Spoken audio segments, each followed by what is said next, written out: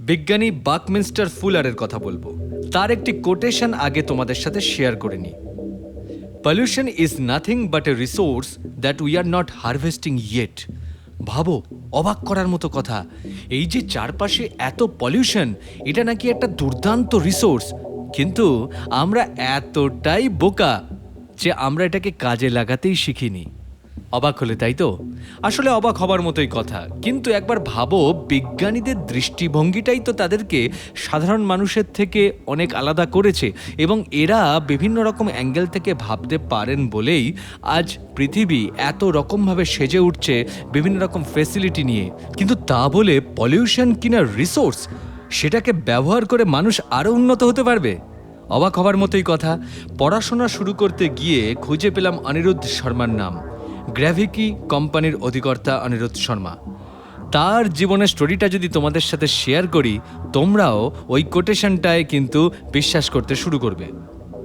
ছোটবেলায় অনিরুদ্ধ শর্মা দেখলেন যে বিভিন্ন এক্সস্ট মেশিন থেকে কিভাবে দূষিত ধোঁয়া বাইরে বেরিয়ে আসে, এবং তার বেরোনোর শেপটা ঠিক কীরকম, আর ওই ধোঁয়ার পার্টিকেল যদি কালো হয় তাহলে তা থেকে কি ইঙ্ক বা কালি তৈরি করা যায়?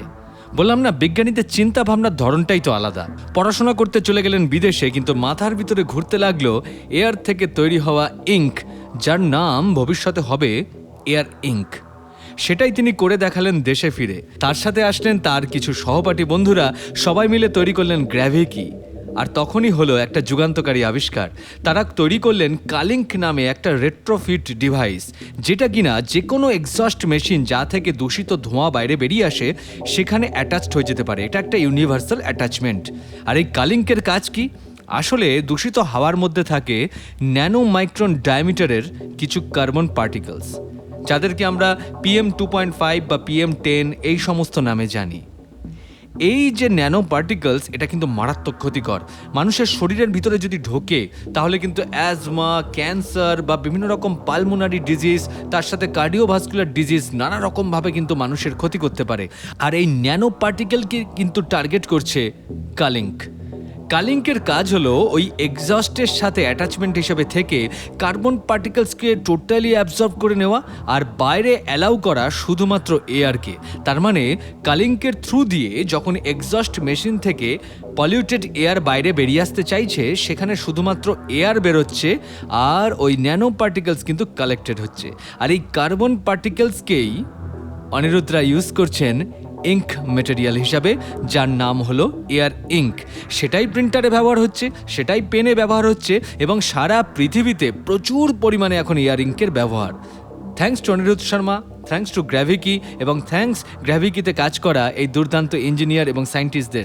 কারণ তারা প্রমাণ করে দিয়েছেন যে এই পৃথিবীতে যত পরিমাণ এয়ার পলিউশন আছে, তার মাত্র 30%কেও যদি রিইউজ করা যায়, তাহলে গোটা পৃথিবীতে কালির যতটা প্রয়োজন, তার জন্যে অন্য কোনো রিসোর্সের প্রয়োজনই পড়বে না। আর একই সাথে কার্বন ন্যানো পার্টিকেলকে এয়ারের থেকে আলাদা করে পরিবেশ দূষণের মাত্রাও অনেক সহজে কমানো যাবে।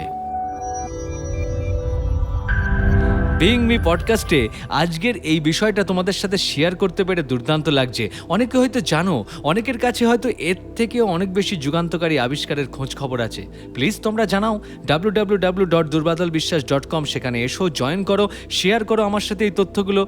তোমাদের কাছ থেকে পাওয়া নলেজ কিন্তু আমাকে ভীষণভাবে এগিয়ে নিয়ে যেতে সাহায্য করে। যারা গুগল পডকাস্টে বা গানা.com বা জিও সাবনে বা স্পটিফাইতে এখন শুনছো, প্লিজ সাবস্ক্রাইব অ্যান্ড ফলো করো, কারণ তোমাদের জন্যই আশপাশটা সুন্দর হবে। তোমরা ভালো কথা শেয়ার করবে, তোমরা ভালো কিছু শুনবে, ভালো কিছু শোনাবে, বড় বড় কাজ করবে, এই পৃথিবীর, এই দেশের, সমাজের উন্নতি হবে। সেটাই আমার কাছে সবথেকে বেশি তৃপ্তিদায়ক ঘটনা।